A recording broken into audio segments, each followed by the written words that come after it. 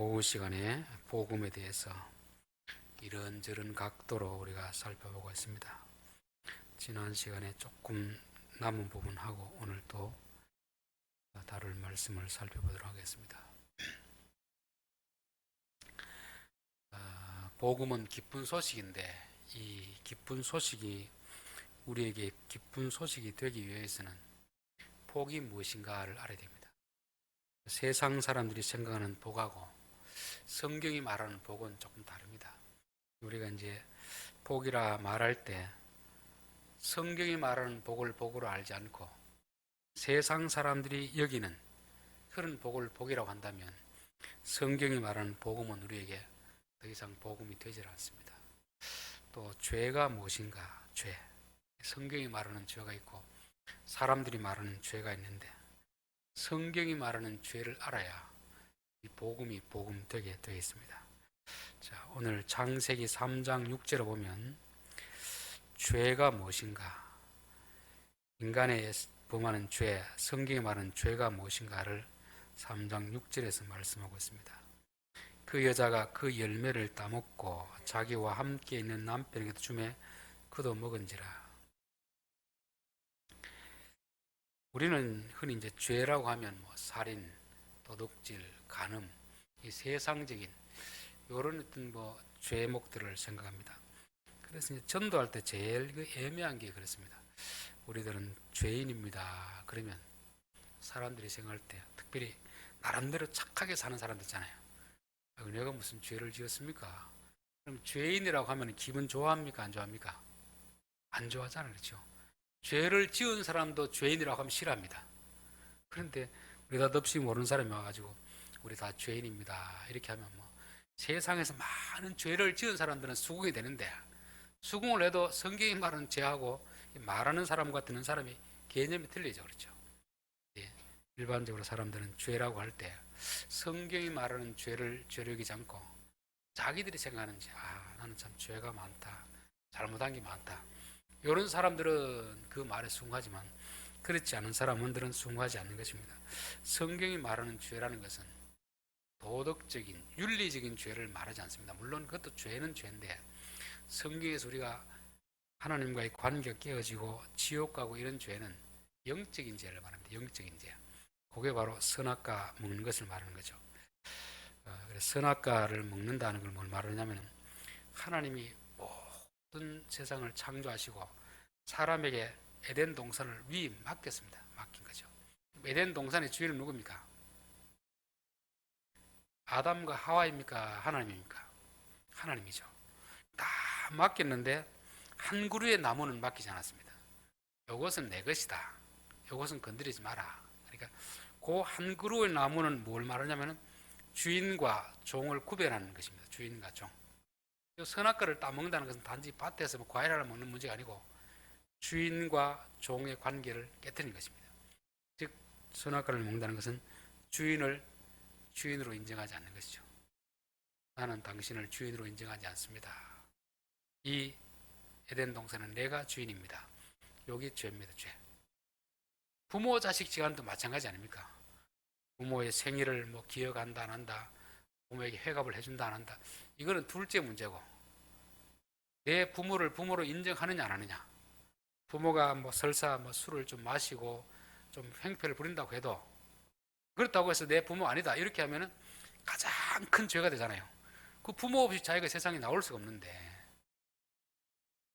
그러니까 영적인 죄는 뭐냐면은 선악과를 먹는다는 것인데 선악과는 결국 하나님을 주인으로 인정하지 않는, 하나님을 왕으로 인정하지 않는 그런 행동이고 내가 주인이다.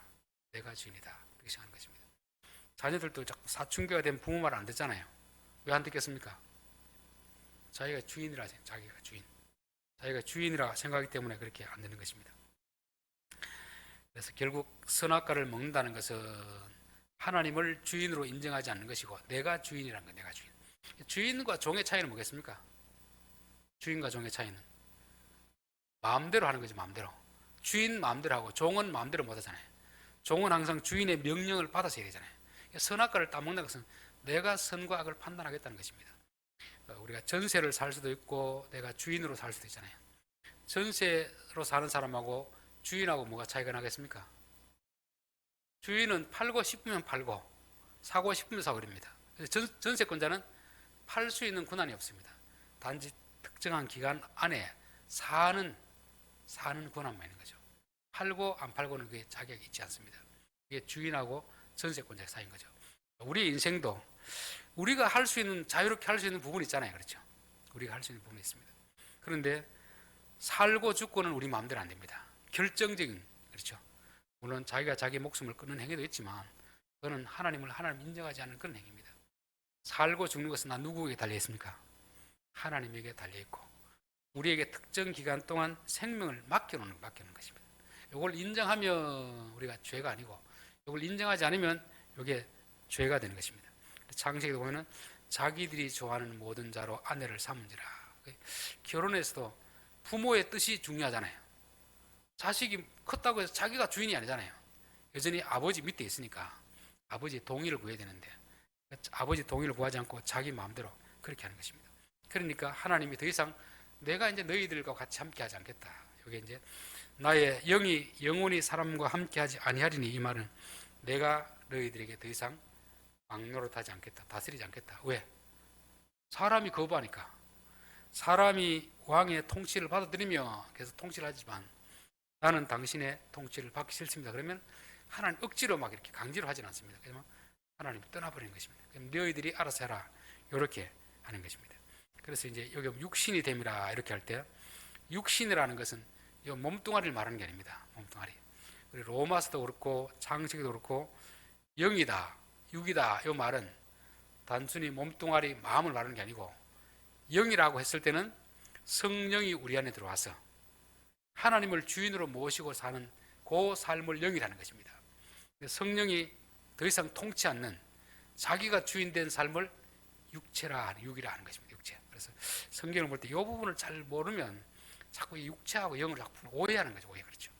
그래서 여러분 성경을 볼 때 내 육신이다 할 때는 이 썩어지는 몸을 말하는 게 아닙니다. 내가 주인이 돼 고집대로 살고자 하는 마음, 이게 육신입니다. 육신. 예수 믿기 이전의 삶, 내가 주인이 된 삶을 육체라는 것이고 육신이라고 그렇게 하는 것입니다. 특별히 로마서라든지 오늘 이 본문에서는 육신이다, 너희가 육신이 되었다 하는 말은 이 사람 더 이상 이제 하나님의 통치를 받지 않고 자기 스스로 주인이 되어 살아가는 이런 삶을 말하는 것이고, 이게 죄입니다. 죄. 성경에 말하는 죄인 거죠. 그때 이스라엘에 왕이 없으므로 사람이 각기 자기 소견에 옳은 대로 행하였더라. 성경이 말하는 죄는 예수 안 믿는 사람 다 죄인입니다. 왜 그렇게 했습니까? 자기가 주인으로 살아가니까. 하나님이 주인인데 하나님을 주인으로 안 모시고 사니까 그게 가장 근본적인 죄가 되는 것입니다. 신약 성경에도 죄에 대하여라 하며 그들이 나를 믿지 아니하며, 예수님을 믿지 않는 게 뭐가 됩니까? 죄인 것이 죄. 그렇죠. 예수님을 믿는 것이 의고 안 믿는 것이 죄입니다. 우리가 뭘 하느냐 안 하느냐 이게 중요하지 않습니다.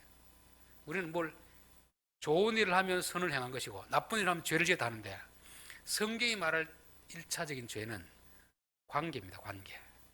하나님을 인정하는 것은 의가 되는 것이고 하나님 인정하지 않는 것이 죄가 되는 것입니다. 자, 의에 대하여라 하며 내가 아버지께로 가니 너희가 다시 나를 보지 못하며, 의라는 것은 아버지의 뜻을 따르는 것입니다. 아버지의 뜻. 아버지가 가는 요구겠죠. 자기의 일을 다 감당하고 이제 아버지가 세상으로 가라 하면 세상 일을 다 마치고 오라 하면 이게 이제 의가 되는 거죠. 그렇죠. 심판에 대하여라 하면 이 세상 임금이 심판을 받았습니다. 심판은 뭡니까? 임금이 심판을, 여기서 임금이라는 것은 지금 대통령을 말하는 게 아닙니다. 각자 자기가 주인이라고 생각하고 왕이라고 생각하는 사람들, 그 사람이 심판받는 것입니다. 그 심판이 결국 뭐가 되죠? 지옥 가는 거잖아요. 땅에서부터 우리가 예수를 안 믿으면 이미 사형 선고를 받아놓은 거죠. 집행을 언제 하느냐, 그 차이입니다. 집행. 그렇죠. 그래 요즘은 이제 우리나라도 사형 언도는 하는데 집행을 하지는 않습니다. 그렇죠. 이제 뭐 잘하느니 못하느니 그걸 따지기 전에 이미 그 사람은 언젠가는 죽게 되어 있는 거죠.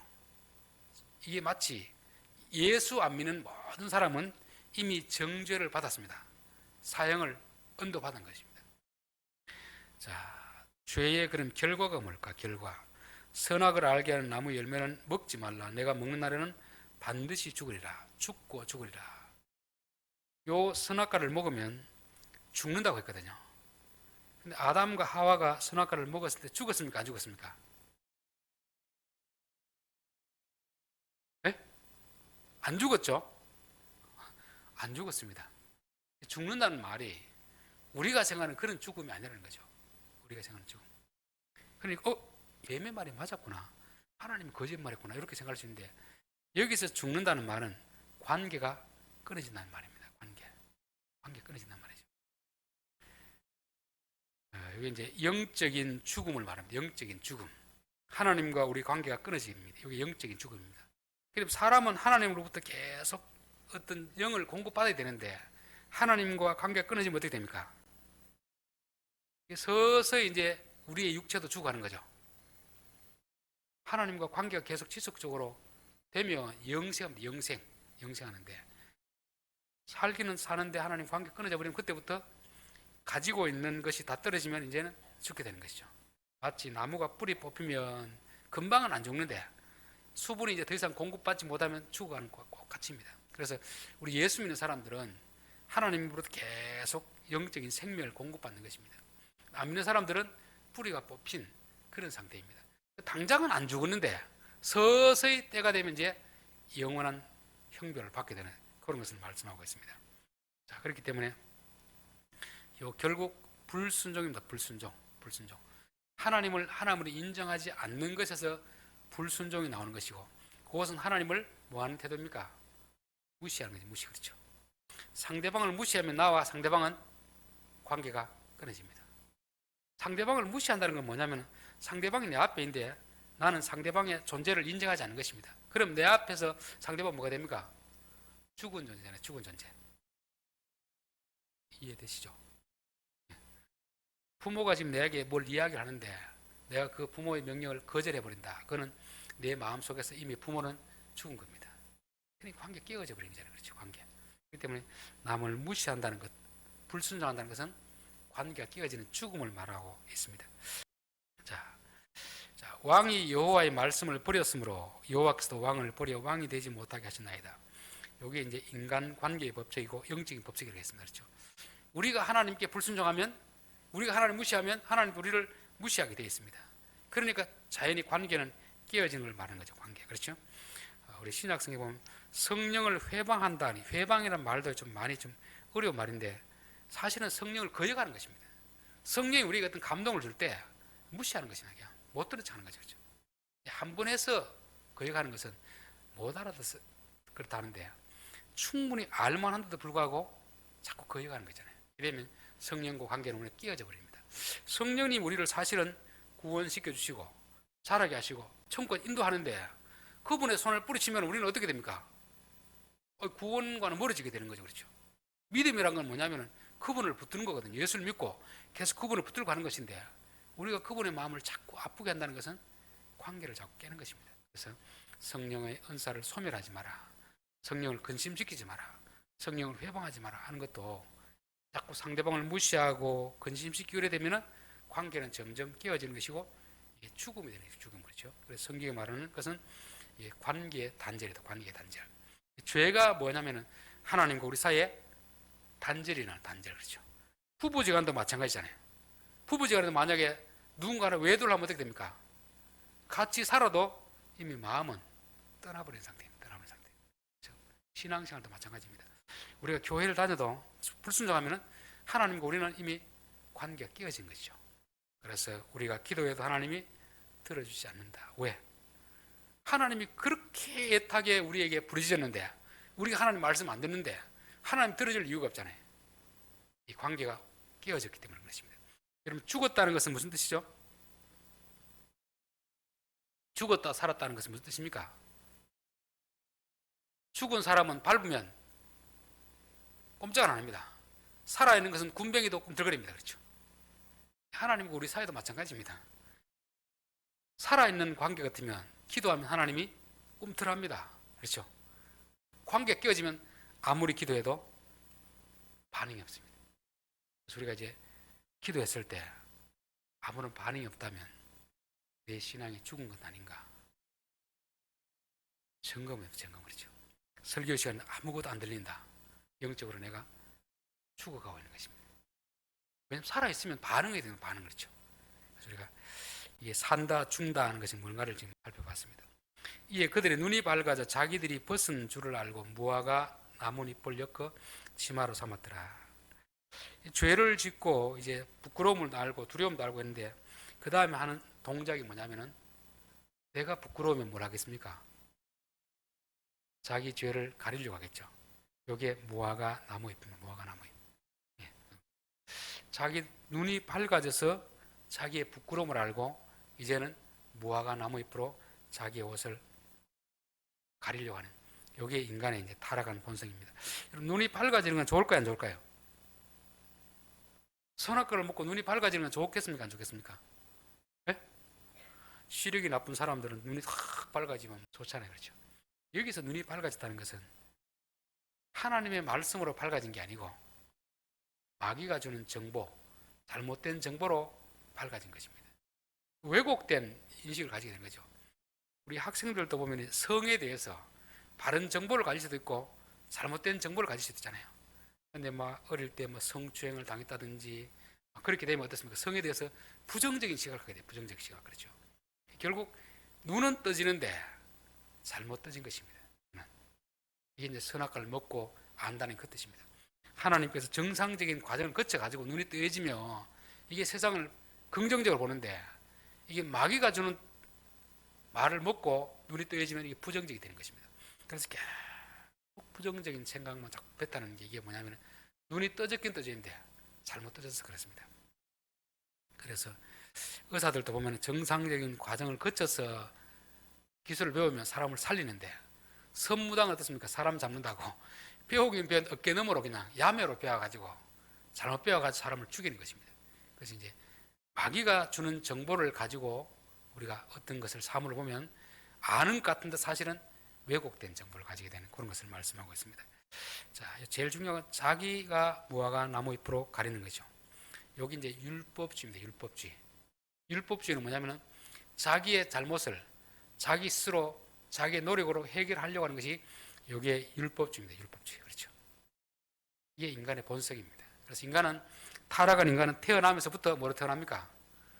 율법주의로 태어나 율법주의로 그렇게 태어난 걸 말씀하고 있습니다. 자, 그때 이제 21절에는 여호와 하나님이 아담과 그의 아내를 위하여 가죽옷을 지어 입히니라. 하나님께서 봤을 때 그 나뭇잎은 일시적으로 부분은 가릴 수 있습니다. 자기 문제. 영원히 모든 것을 가릴 수는 없습니다. 그래서 하나님은 그거는 너희들이 그렇게 해서 안 된다. 그러니까 이 옷을 입어라. 그 옷이 뭐냐면은 가죽옷입니다. 가죽옷. 양을 잡아서 죽여가지고 벗긴 그 옷이죠. 즉 결국 그 죄에 대한 대가 지불하고 나서 그걸 대신 우리 입혀준 것입니다. 이게 가죽옷이고 이게 복음입니다. 복음. 그렇죠. 그래서 우리 죄의 문제는 우리 스스로 해결할 수 있는 게 아닙니다. 자, 내가 죄를 짓고 내가 해결할 수 있는 게 아니잖아요. 내가 누구인가 죄를 지었으면 그 피해자가 뭘 해야 됩니까? 용서해줘야 진짜 용서가 아닙니까? 그렇죠. 우리는 우리 스스로 그냥 내가 만약에 누구를 하는 차로 치었습니다. 그럼 내가 돈이 한 1억 주면 되겠지. 1억 주면 상대방이 그걸 받고 용서를 하면 괜찮은데 그 1억 용서를 안 하면 용서가 안 됩니다. 그렇잖아요. 우리가 하나님께 지은 죄도 마찬가지겠죠. 아이고 내가 이 가리면 되겠지. 그건 자기 방식이고 하나님 쪽에서 용서를 해줘야 진짜 용서가 되는 것입니다. 하나님 쪽에서 용서가 뭐냐면 그냥 눈치를 감고 봐줄게 이게 아닙니다.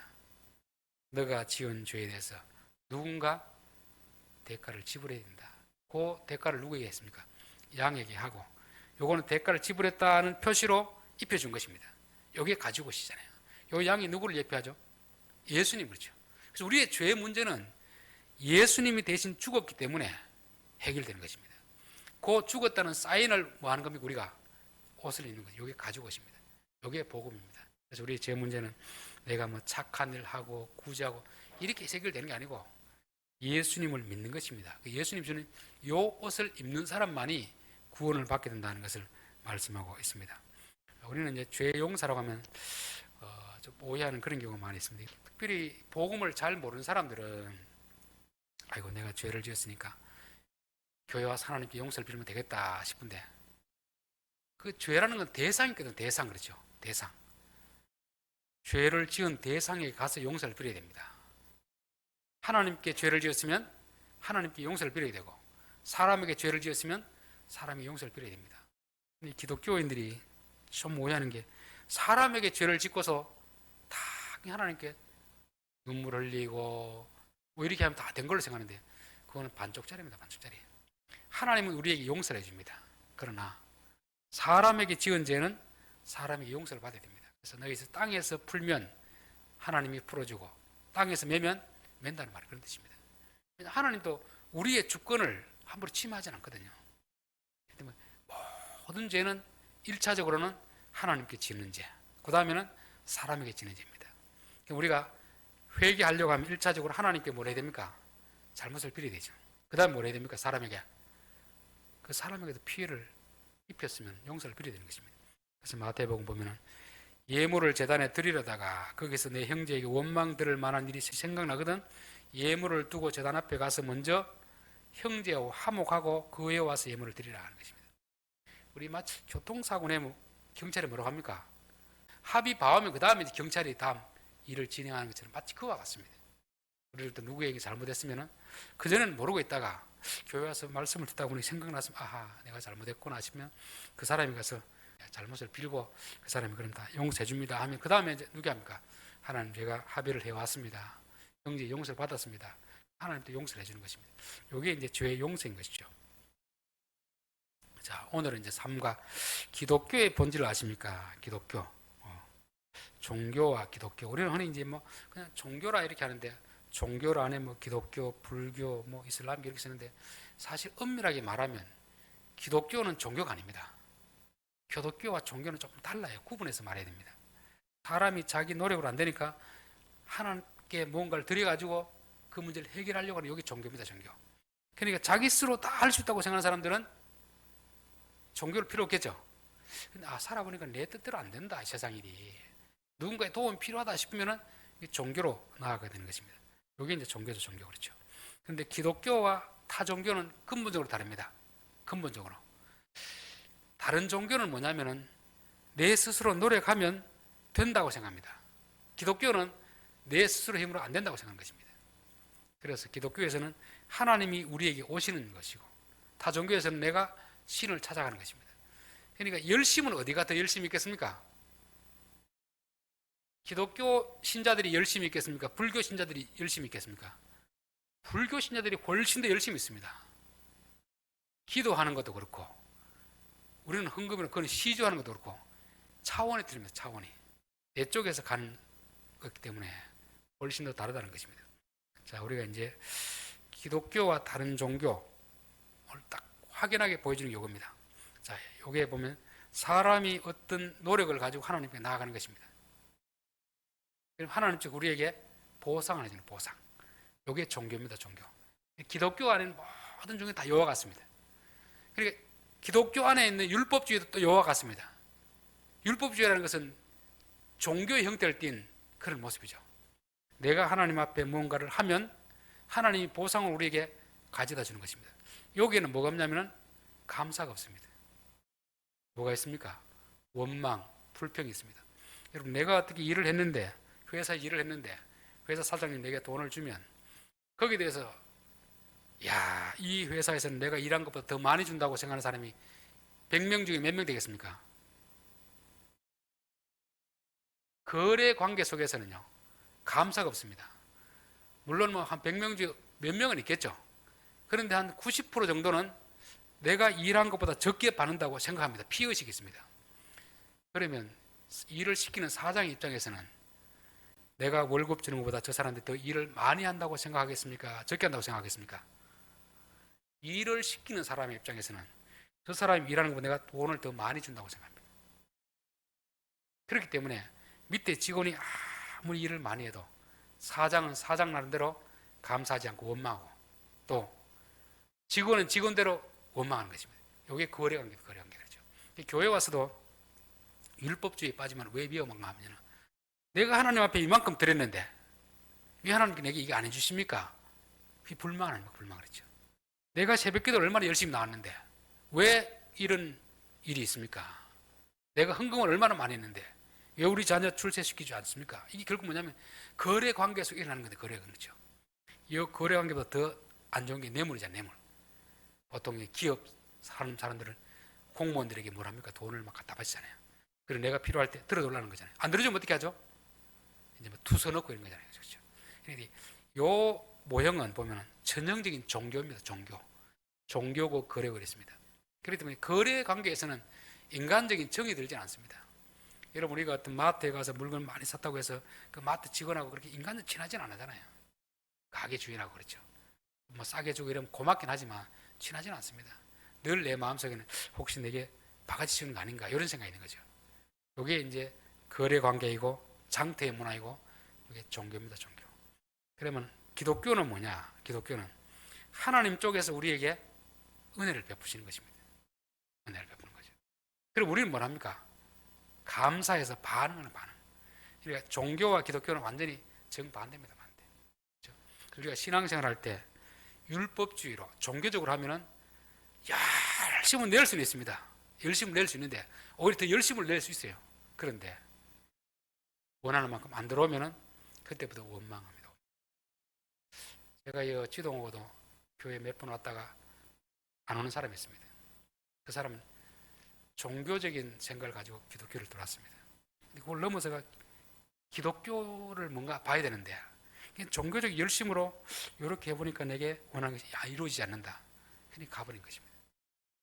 그게 왜냐하면 종교인으로서 예수를 믿으면 당연한 것입니다. 그 사람 나쁘다는 게 아니고 당연한 것입니다. 내가 뭔가 투자를 했을 때는 얻고자 하는 기 때문에 할 거 아닙니까?